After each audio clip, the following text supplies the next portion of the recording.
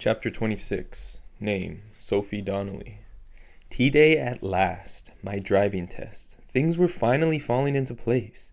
Dad had come through with the bracelet. I was an only child again. Life was even looking up on the boyfriend front. For the last couple of days, I'd been on the receiving end of some intense glances from Martin Enfield, a senior on the lacrosse team. Now I just had to pass this test. Dad phoned to wish me luck, going on and on about how proud he was. He talked as if he'd been my mentor and not someone who'd finally showed up to give me a few lessons before blowing town. But it was good to hear his voice.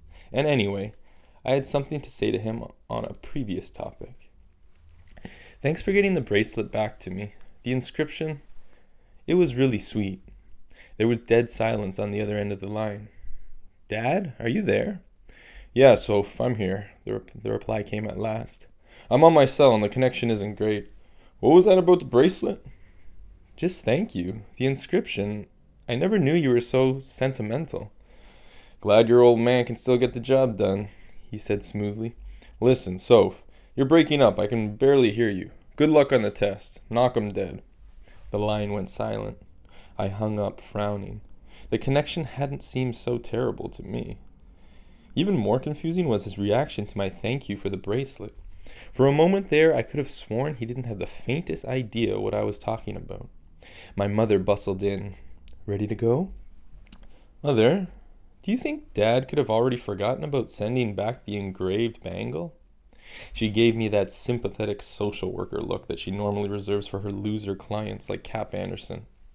Your father loves you, and he always has the best of intentions. Ask a simple question, get a load of touchy-feely psychobabble in return. So I should take that as a yes? Honey, this is such a big day for you. Why would you dwell on something that's only going to make you unhappy? Whatever. The waiting room at the DMV was decorated with large mounted photographs of multi-vehicle pileups. Real subtle. Truth be told, I was scared to death. When the examiner got into the car, I honestly thought I might lose my touch. Make a left out of the parking lot, he instructed. It was a wet day, not pouring rain, but misty. That spooked me too. Turning the wheel, working the pedals, these things should have been second nature. Today they seemed awkward and complicated, like I was defusing a bomb. One wrong move and boom. To calm my nerves, I tried to replace the instructor with a mental image of Dad in the passenger seat. Yet for some reason, the imaginary companion my brain conjured up was not my father, but Cap. I shook my head to reboot, but he was still there. The freakazoid was coming with me on the most important test of my life. And why did the examiner have to take me down such a narrow street? There were parked cars on both sides with very little road between them. Oh no. I was on the edge of panic when a familiar voice sounded inside my skull. If the front gets through, the rest will drag. Gritting my teeth, I aimed the hood into the tight passage and held on for dear life. It was all I could do to keep from cheering as the Saturn threaded the needle. Thanks, Cap. It was a good thing Rain drove a taxi before devoting her life to terrorizing my mother. Turn onto the interstate, the examiner ordered. I took it slow, merging into the highway. As we picked up speed, droplets of water began running down the windshield. I set the wipers on intermittent, feeling a little more confident. Still, my mind kept returning to the phone conversation with Dad. Believe me, I knew the man was a flake. But how could he forget about the bracelet? He didn't just give it to me, he presented it, took it away, had it engraved, and then brought it to the post office to mail. Anything with that many steps would stick in your head, wouldn't it? Exit here and head east on Fillmore. I obsessed on the subject until the bangle on my wrist felt like an iron shackle from some medieval dungeon. How I managed to operate the car was a total mystery. I was completely distracted, and the more I twisted the facts, the more they pointed to a single, inescapable conclusion. Dad didn't forget about the engraved bracelet. He never sent it to me in the first place. It must have been Mother. That wasn't her style, though. Not that she wanted me to be miserable, but the one thing she always said about her job was, I can't let these kids live in a fantasy land. She was always nagging people to face reality, even me, especially me, when the subject was my father.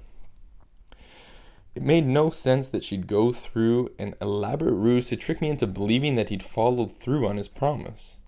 But if not her, then who? And I just need you to parallel park between these orange cones. the examiner was saying. "Run the defogger a minute to make sure you can see out the back." I reached for the button and missed. Instead, my finger hit the on switch for the radio. Music filled the car, the Beatles singing the chorus of "All You Need Is Love."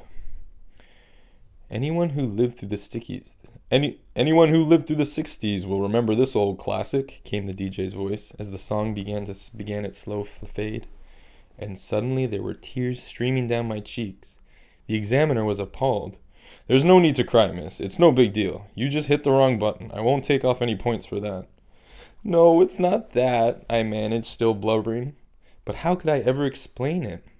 The radio, the song, that engraved bangle wasn't from Dad or Mother. All you need is love. There was only one person who could have come up with that inscription. Cap. I crunched all 4 orange cones. The examiner passed me anyway. I think he just felt sorry for me. At that point, I was so broken up, I don't think I would have noticed if the car had burst into flames. Cap had bought the bracelet and had it engraved just so I wouldn't feel bad about Dad blowing me off. He got absolutely nothing in return. He wasn't my boyfriend. He wasn't even my friend. He couldn't expect so much as a thank you since the gift was supposed to be from someone else. He did this for no other reason than to make me happy. When I got back to the waiting room, Mother took one look at my red eyes and ashen complexion and assumed the worst. "Never mind, honey, you'll take the test again." I lashed out at her. "Get a clue, Mother! I have to go pick up my license." She was astonished. "Then why are you crying?" Why? Because I had never said a civil word to Capricorn Anderson. From the day he'd first set foot in my house, I'd declared war on that poor kid. I'd called him freakazoid, poured water on him, and never missed a chance to point out what a loser he was. And he'd responded by doing the most wonderful thing anyone had ever done for me. I clamped my jaw shut.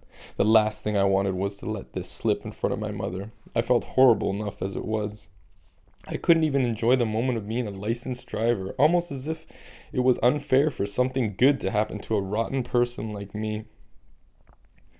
And the worst part was it was too late for me ever to make it up to Cap. He was gone, sucked back into 1967. His last chance at having a life was shot.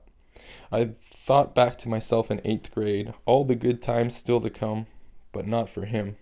He was buried in his ponchos and peace signs. Tomorrow was Halloween. Those Halloween dances were the best thing about middle school. The poor guy got hauled off to the freak farm before he even had a chance to party, get wild, actually dance with a girl. And there was nothing anybody could do about it. Unless...